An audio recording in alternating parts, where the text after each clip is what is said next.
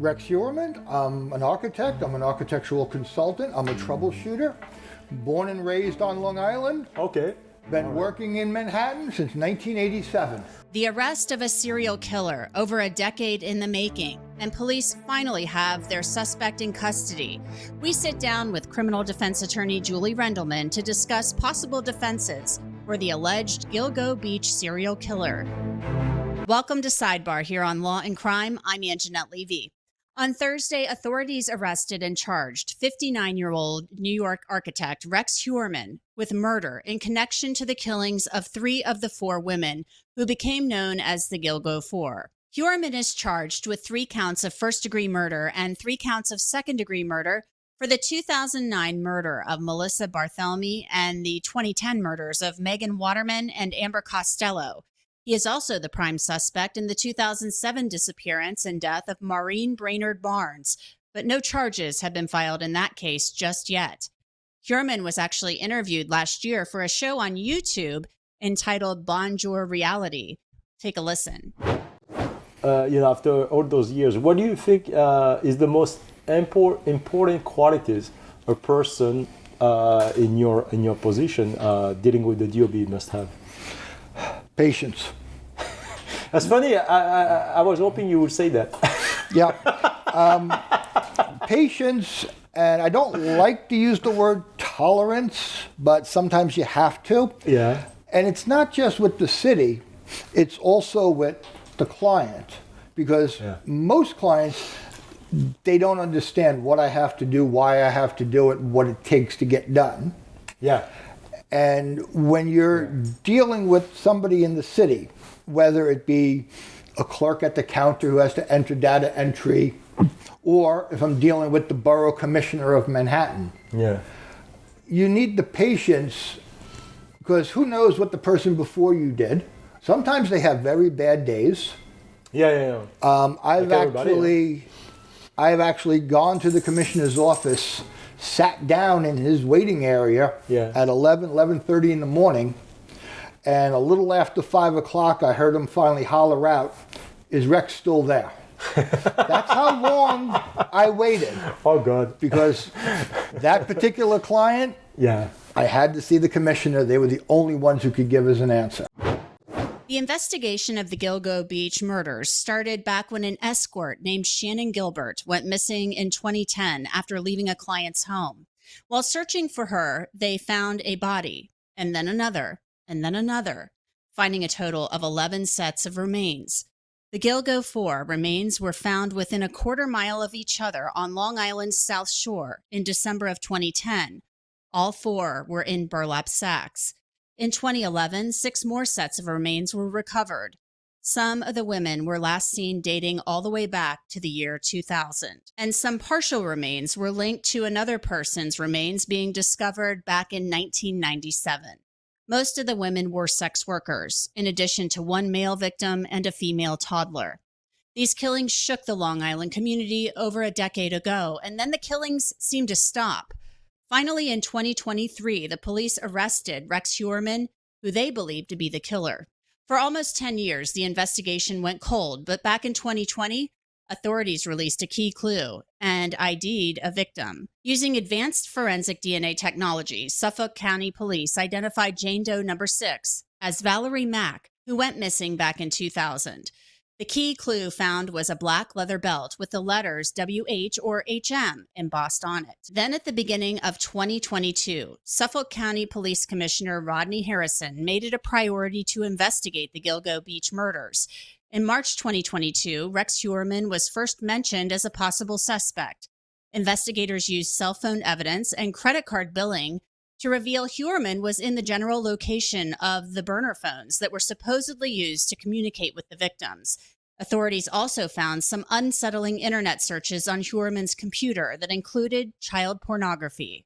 The police surveilled Heuermann for almost a year. Finally, they had a breakthrough in January of 2023 when investigators got a sample of Heuermann's DNA from a piece of pizza crust that he threw in the trash outside of his office in Manhattan. The analysis of the DNA was matched from Heuermann's pizza crust and a strand of male hair recovered from the bottom of a burlap sack that one of the victims was found wrapped in. Here's Suffolk County District Attorney Raymond Tierney discussing the investigation.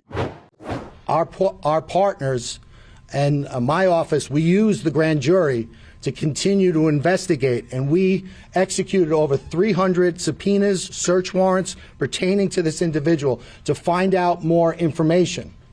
One of the things that we did is we followed him because we wanted to get an abandonment sample of his DNA, which we were able to do. We also got DNA samples, abandonment samples from his family. This really supported our decision to keep our investigative focus secret because we knew that one person would be watching and we didn't want to give him any insight into what we were doing. And we also didn't want him to know just how close we were getting. So we maintained the grand jury secrecy and we maintained the integrity of our investigation. In addition to those Gilgo searches, he was compulsively searching pictures of the victims, but not only pictures of the victims, pictures of their relatives, their sisters, their children, and he was trying to locate those individuals. So finally, on July 13th of 2023, the owner of the New York City-based architecture and consulting firm RH Consultants and Associates, Rex Heuermann, was taken into custody. He seemed to be an unlikely suspect. Heuermann is a husband and father of two. Heuermann claims he is not the killer. He was remanded without bail. Heuermann has entered a not guilty plea through his attorney, and his next court appearance is set for August 1st. We, of course, will have that covered for you. Joining me to discuss ways in which this case could possibly be defended in a court of law is Julie Rendelman. She is a criminal defense attorney in New York City, also a former prosecutor, and a good friend of Law&Crime and Sidebar. Julie, welcome back to Sidebar. Thanks for coming on. Thank you so much for having me. I'm always great to see you. Yes, good to see you as well.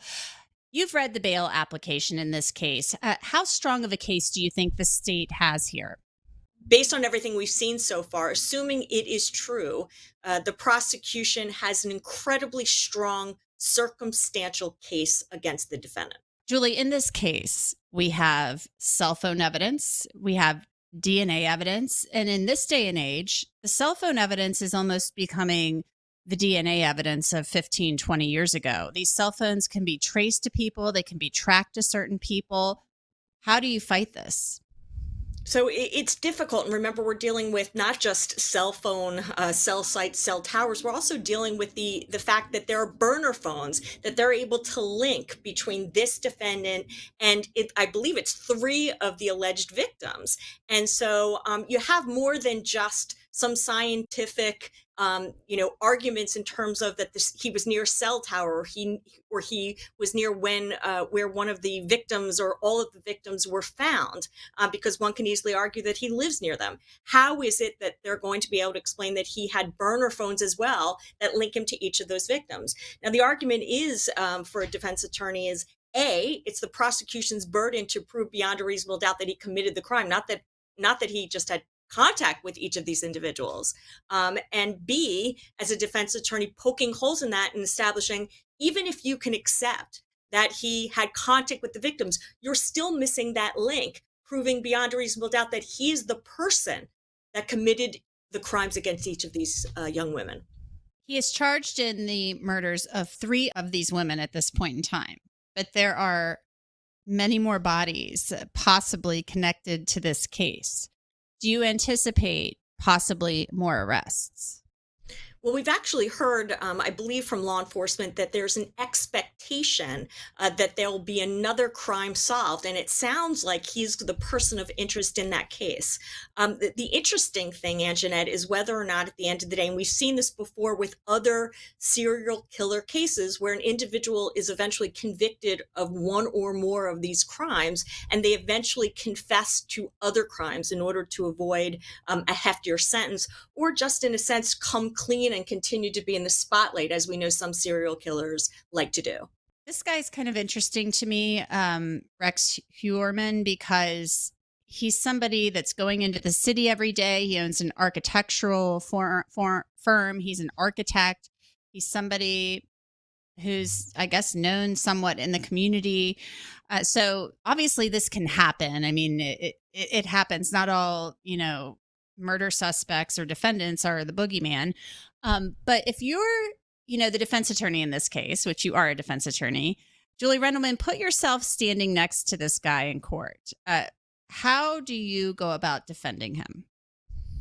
I think the first thing is being able to establish to a jury that I don't have the burden to prove anything. It's the prosecution that has the burden to prove him guilty beyond a reasonable doubt in regards to each and every charge. And then I think the second thing is, while many of us agree that circumstantial evidence can be even stronger than direct evidence, there is at this point no witnesses that can identify this defendant as the person who committed these crimes. And so the idea is to really poke holes in each piece of circumstantial evidence. For example, the DNA that's recovered. Was there any contamination?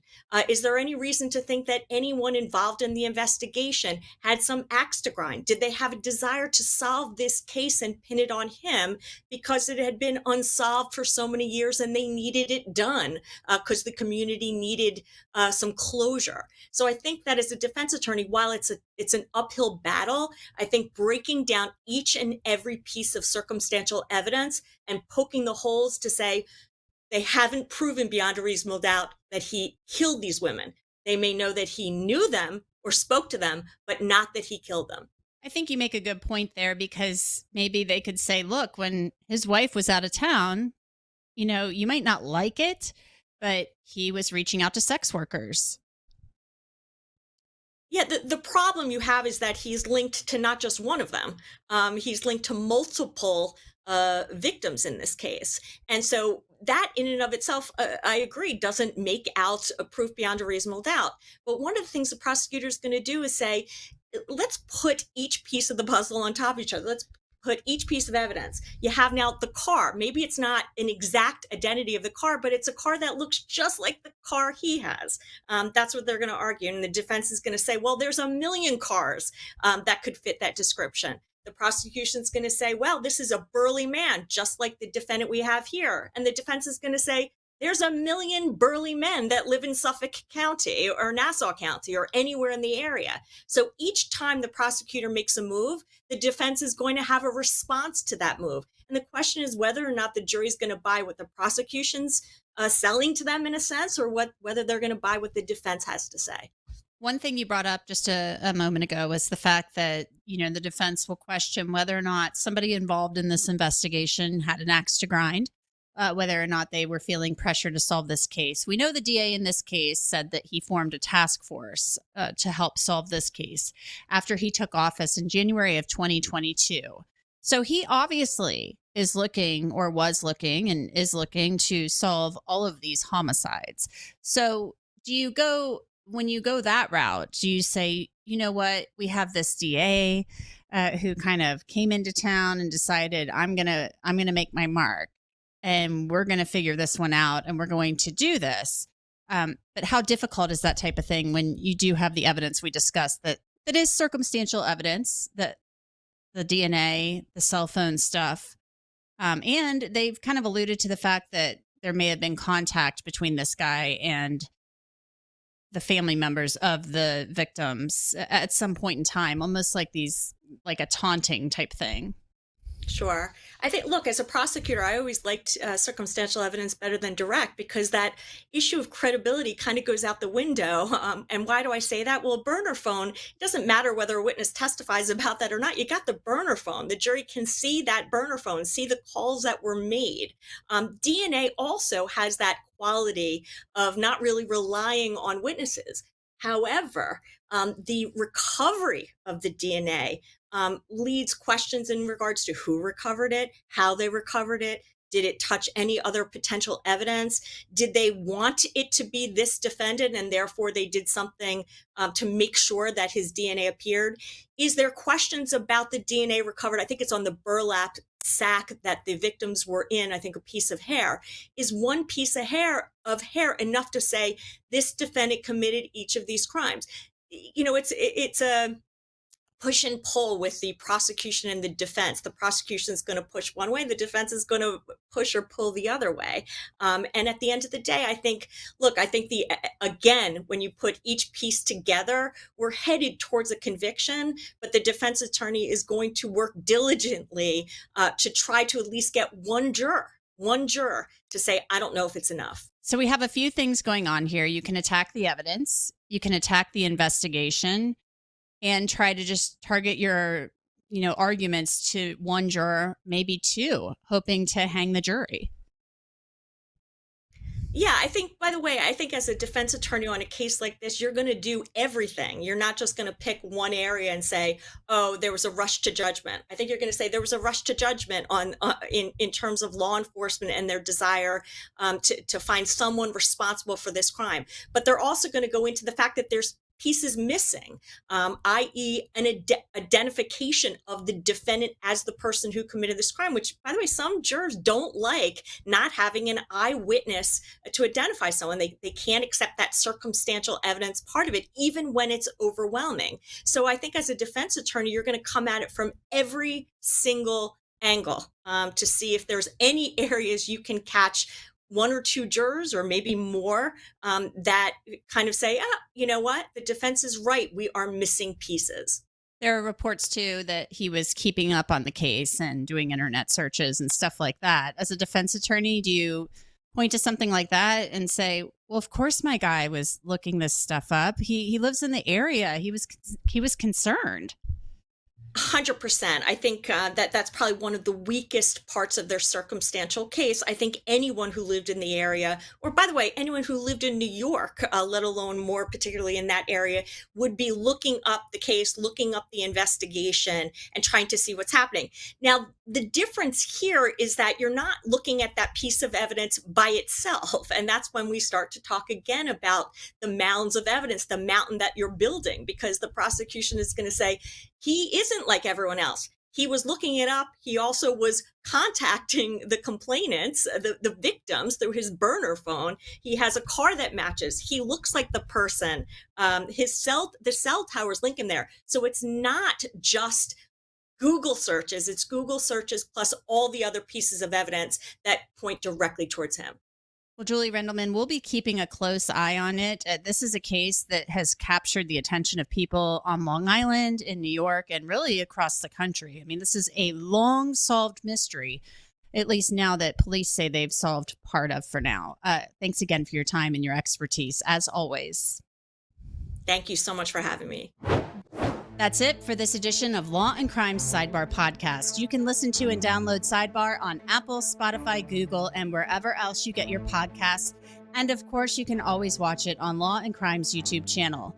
I'm Angenette Levy, and we will see you next time.